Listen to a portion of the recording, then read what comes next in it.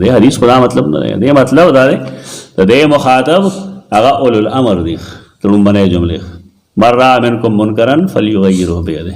دا زه نه وایم، دا په دې کتاب کې دا کوم چې زموږ مخې ته پروت دی په دې کې مولا علی قاری رحمه الله دې وضاحت کې لیکي د امام ابو حنیفه مذهب دا دی چې دا کار د عمراو دی،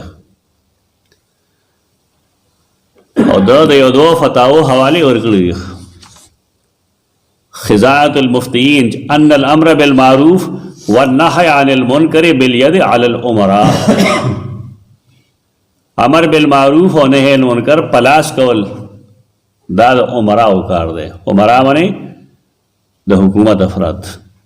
وباللسان علی العلماء، او چې کوم علما دي هغه په ژبه دا کار کوي، او عوام چې کوم دی بالقلب امی سړی هغه نه پوهېږي او نه د هغه اختیار شته، لہذا هغه د هغې څیز ته پړه کې بدګوري.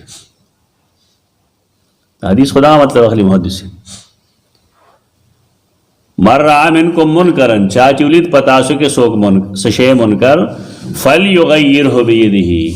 منکم کې دا من تبعیضیه دی، یعنی هر یو سړی د دې نه مراد، بلکې هغه خلق مراد دی چې د هغې په لاس کې اختیار دی. فلیغیره بیده نه د بدل کی په خپل لاس. د انسان اختیار د هغه په کور کې، خپل کور کې سړی خپلې ښځې ته څه نشي ویلی، خپلې مور ته څه نشي ویلی، خپلې لور ته څه نشي ویلی، خپل اولاد ته څه نشي ویلی. بار چې روتین د بل اولاد کې کار لري.